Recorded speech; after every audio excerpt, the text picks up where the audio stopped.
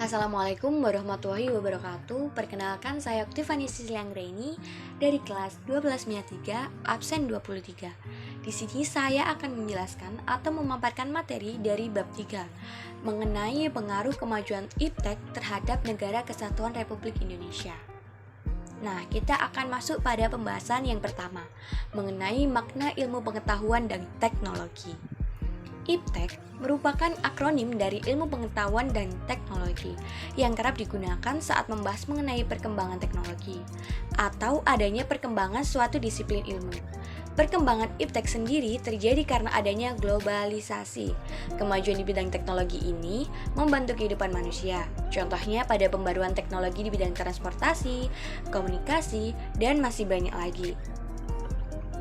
Teknologi dibagi menjadi 3 bagian, yaitu yang pertama ada teknologi maju, yang kedua teknologi adaptif atau teknologi madya, dan yang ketiga ada teknologi protektif. Di sini aku mau menjelasin lebih detail tentang bagian-bagian dari teknologi yang udah aku jelasin tadi. Nah, kita akan masuk pada pembahasan yang pertama, yaitu teknologi maju.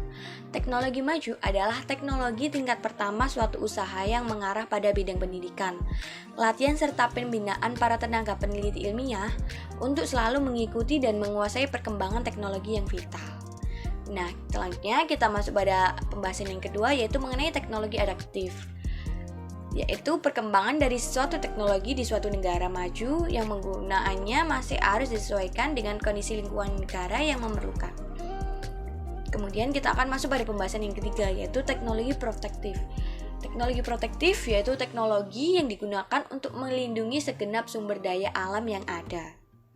Sekarang kita akan masuk pada pembahasan yang kedua, yaitu mengenai pengaruh positif kemajuan iptek. Pengaruh positif kemajuan iptek bagi kehidupan bermasyarakat, berbangsa, dan bernegara dibagi menjadi 6 aspek. Ada aspek politik, aspek ekonomi, aspek sosial budaya, aspek hukum, pertahanan dan keamanan, aspek informasi dan komunikasi, dan yang terakhir yaitu aspek pendidikan.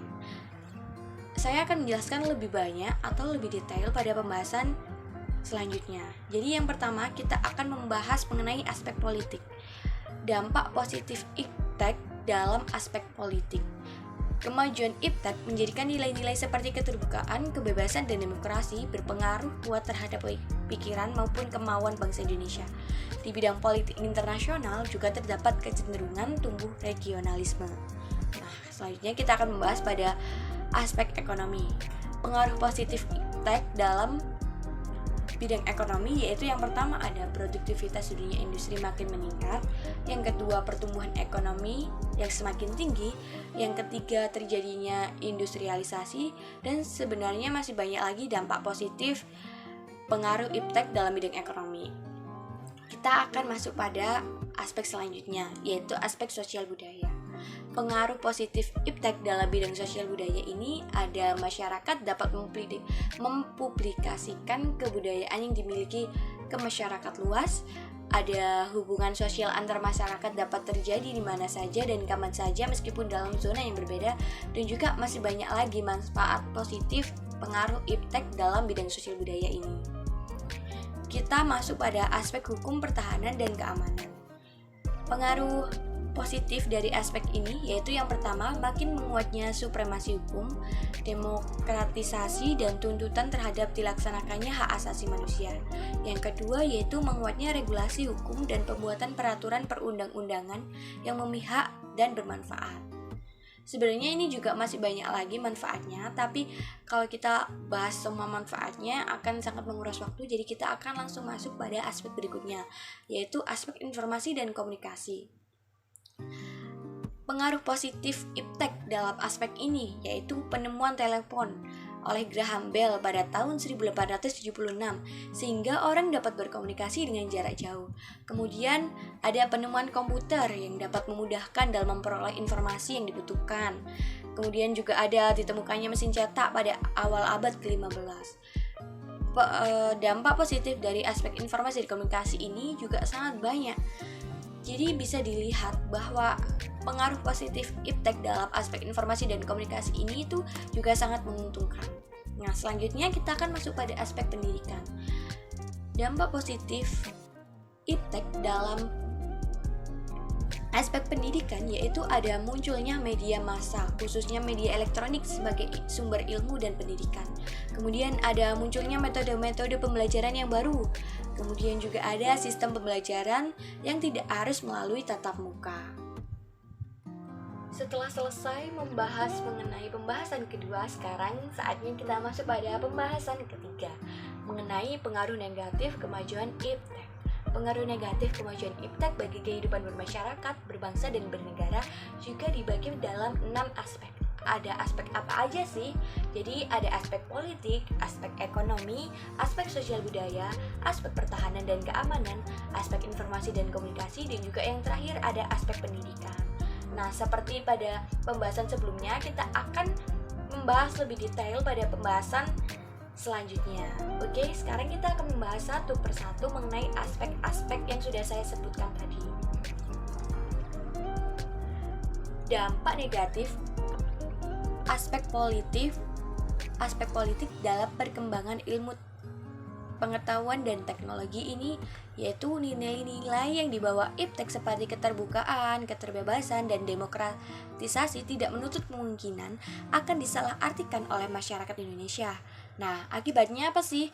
Jadi, akibatnya hal-hal tersebut akan menimbulkan terganggunya stabilitas politik nasional seiring dengan terjadinya tindakan-tindakan anarkis sebagai reaksi terhadap sikap pemerintah yang menurut mereka tidak terbuka, tidak memberikan kebebasan, dan tidak demokratis kepada rakyatnya. Oke, kita selanjutnya akan membahas pada aspek ekonomi. Jadi pengaruh negatif iptek dalam bidang ekonomi itu ada yang pertama, Indonesia akan dibanjiri oleh barang-barang dari luar seiring dengan adanya perdagangan bebas yang tidak mengenal adanya batas-batas negara. Nah, ini menjadi dampak negatif ya bagi Indonesia karena semakin ketat juga persaingannya. Kemudian yang kedua, yaitu cepat atau lambat perekonomian negara kita akan dikuasai oleh pihak asing. Yang ketiga, akan timbulnya kesenjangan sosial. Nah, yang aku jelasin tadi itu merupakan pengaruh negatif iptek dalam bidang ekonomi. Selanjutnya kita akan masuk pada pembahasan pengaruh negatif pada aspek sosial dan budaya. Nah, pengaruh negatifnya apa aja sih di aspek sosial dan budaya ini? Jadi aku bakal jelasin pengaruh negatifnya itu apa aja. Yang pertama, adanya perubahan dalam komunikasi. Yang kedua, yaitu menurunnya moral. Nah, yang kedua ini udah banyak kita jumpai ya. Kita bisa melihat dalam kehidupan sehari-hari juga. Yang ketiga, terciptanya antisosial. Yang keempat, munculnya budaya instan. Nah, generasi kita ini mungkin lebih suka yang instan-instan ya. Dan kelima itu gaya pakaian yang mulai berubah. Nah, tadi itu merupakan aspek negatif iptek dalam bidang sosial dan budaya. Selanjutnya kalau dalam aspek hukum, pertahanan, dan keamanan, apa aja sih dampak negatifnya? Nah, dalam aspek ini dampak negatifnya yaitu ada munculnya perang informasi dengan memanfaatkan perkembangan teknologi informasi. Kemudian berkaitan dengan teknologi senjata pemusnah massal. Dan selanjutnya ada penyalahgunaan satelit oleh para teroris. Kalau bidang aspek informasi dan komunikasi, ada nggak ya dampak negatifnya? Nah, tentu ada teman-teman. Jadi dalam aspek informasi dan komunikasi, dampak negatifnya yaitu adanya pemanfaatan jasa komunikasi oleh jaringan teroris. Yang kedua yaitu penggunaan informasi tertentu dapat disalahgunakan oleh pihak yang tidak bertanggung jawab. Kemudian ada kerahasiaan alat tes semakin terancam. Dan ada juga kecemasan teknologi. Kalau ada yang masih bertanya, bidang pendidikan kira-kira ada nggak ya? Jawabannya ada juga. Nah, jadi yang pertama, pengaruh negatif iptek dalam bidang pendidikan yaitu kerahasiaan alat tes semakin terancam. Yang kemudian ada penyalahgunaan bagi orang-orang tertentu. Yang ketiga, siswa menjadi malas belajar karena banyak menghabiskan waktu menggunakan medsos. Nah, ini pasti sudah sering dialami oleh kita-kita ya. Jadi ketika kita belajar, kita itu sering terganggu gitu sama medsos. Jadi akhirnya yang niatnya sebelumnya belajar, tapi kita beralih ke medsos dan akhirnya lupa buat belajar. Tadi kan sudah aku bahas ya mengenai pengaruh negatif, pengaruh positif iptek terhadap kehidupan sehari-hari. Nah, kan kalau kita cuma membahas dampak, pasti Kayak kita juga bertanya-tanya gitu kan ya, bagaimana sih sikap yang tepat dalam menghadapi perkembangan iptek ini. Jadi di sini aku juga akan menjelaskan mengenai sikap dalam menghadapi perkembangan iptek ini. Oke, kita akan masuk pada pembahasan keempat.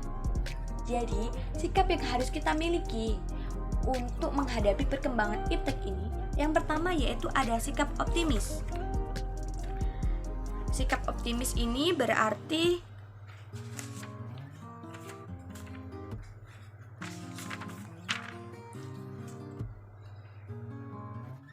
yang kedua yaitu ada sikap arif dan peduli dengan iptek. Orang yang telah memeluk agamanya perlu merealisasikan masalah iptek dengan iman agamanya. Peran iman kepada agamanya untuk mengarahkan umat Tuhan menghasilkan hasil-hasil iptek secara bertanggung jawab. Yang ketiga ada sikap waspada dan kritis. Sikap ini sangat diperlukan karena kita harus berhati-hati dalam bersikap bijak agar dampak negatif yang menyertai dapat kita hilangkan atau paling tidak kita minimalisir. Kemudian ada sikap etis dan religius. Oleh karena iptek tidak mengenal moral kemanusiaan, maka manfaatkanlah iptek dengan sebaik-baiknya sehingga dapat membangun moral yang baik. Kemudian ada sikap selektif dan dewasa, sehingga meningkatkan daya nalar dalam menyikapi bentuk kemajuan iptek. Kemudian yang terakhir yaitu sikap iman dan teguh, karena dengan ini menjadikan filter yang kuat terhadap berbagai tawaran negatif. Jadi itu tadi adalah sikap-sikap yang harus kita miliki untuk menghadapi perkembangan iptek. Nah, tadi kan sudah dijelaskan mengenai pengaruh positif, pengaruh negatif, dan juga sikap untuk menghadapi perkembangan iptek ini. Tapi kan kita masih belum tahu ya mengenai faktor apa aja sih yang mempengaruhi perkembangan iptek ini. Nah, buat kalian yang pengen tahu, kita akan membahas pada pembahasan sekarang ini. Jadi, faktor yang mempengaruhi perkembangan iptek yaitu ada faktor yang pertama, peranan pemerintah. Peranan pemerintah sangat penting dalam mengembangkan iptek di Indonesia.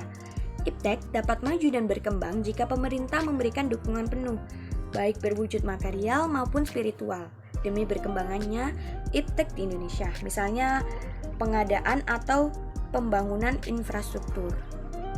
Yang kedua, ada sumber daya manusia yang berkualitas. Suatu ilmu pengetahuan dan teknologi memang harus berkembang. Perkembangan iptek harus diiringi dengan perkembangan sumber daya manusia yang berkualitas. Karena jika tidak, akan sama saja. Bahkan lebih buruk lagi, kita hanya menjadi penonton dan penikmat perkembangan iptek saja tanpa ikut dalam mengembangkannya. Contohnya bisa dilihat dari sifat masyarakat Indonesia yang tak mau kalah dengan masyarakat dari negara lain.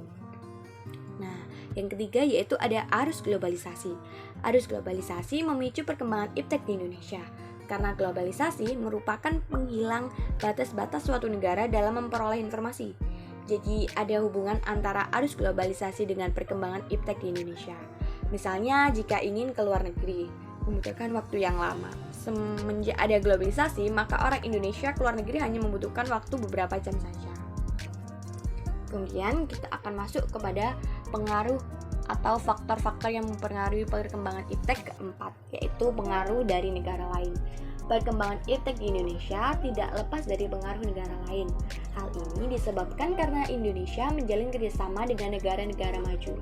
Oleh karena itu, Indonesia tidak menutup kemungkinan untuk mengikuti atau menyerap perkembangan iptek dari negara-negara maju yang menjalin kerjasama dengan Indonesia. Contohnya, model pembayaran semakin praktis dengan menggunakan kartu ATM atau kredit. Setelah kita membahas faktor yang mempengaruhi perkembangan iptek, kayaknya kurang ya kalau kita nggak bahas mengenai faktor yang menghambat perkembangan iptek. Jadi untuk membahas faktor yang menghambat perkembangan iptek ini, kita akan masuk pada pembahasan yang ke-6. Jadi, faktor penghambat perkembangan iptek ini itu ada yang pertama kebudayaan etnosentris. Kebudayaan etnosentris merupakan sebuah faktor penghambat internal yang mana suatu kehidupan kesukuan yang cenderung menutup diri dari segala perkembangan global yang ada dengan tujuan untuk mempertahankan nilai-nilai budaya asli. Kemudian yang kedua adanya kurangnya daya kreatif dan inovatif sumber daya manusia. Kurangnya daya kreatif dan inovatif sumber daya manusia merupakan sebuah faktor penghambat internal yang turut berdampak pada perkembangan iptek.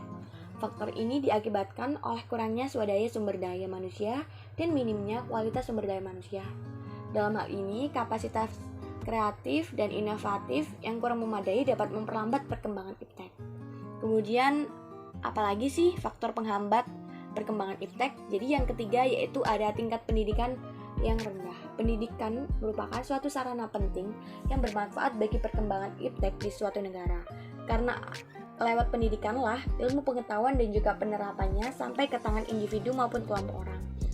Oleh karena itu, pendidikan dapat menjadi sebuah penghambat perkembangan iptek apabila taraf pendidikan rendah. Tingkat pendidikan yang rendah dapat memperlambat transfer ilmu pengetahuan yang berakibat pada perkembangan iptek. Selanjutnya, kita akan masuk pada pembahasan yang kelima, atau faktor penghambat yang kelima, yaitu belum adanya budaya industrialisasi atau industrialis dan kesadaran untuk berobservasi. Budaya industrialis merupakan manifestasi dan iptek atau lebih khusus mencakup teknologi. Semakin tinggi tingkat kegiatan industrialis di dalam suatu negara, mengindikasikan progres yang baik dari penerapan iptek di negara tersebut. Kurangnya budaya industrialis atau bahkan belum adanya budaya industrialis ini menunjukkan bahwa suatu negara tertinggal secara iptek yang ada. Selain itu, kesadaran untuk berobservasi yang masih kurang dapat menghambat dan mematikan penyebaran dan perkembangan iptek di suatu negara. Oke, kita sudah masuk pada faktor penghambat iptek yang terakhir nih. Jadi faktor penghambat iptek yang terakhir itu adanya kurangnya tenaga kerja ahli. Kurangnya tenaga kerja ahli atau profesional diakibatkan dari kurangnya pemberdayaan manusia, khususnya secara kemampuan, nalar, maupun mental. Hal ini dapat mengakibatkan kurangnya tenaga yang berkompeten dan terampil dalam memanfaatkan ilmu pengetahuan dan teknologi.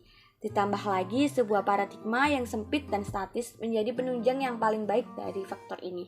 Oleh karena itu, kurangnya tenaga ahli dapat secara nyata menghambat perkembangan iptek. Nah, dari yang semua aku jelasin tadi, itu merupakan faktor yang menghambat perkembangan iptek. Nah, selesai sudah penjelasan dari saya. Terima kasih sudah menyimak dan mendengarkan dengan baik. Saya akhiri. Assalamualaikum warahmatullahi wabarakatuh. Terima kasih.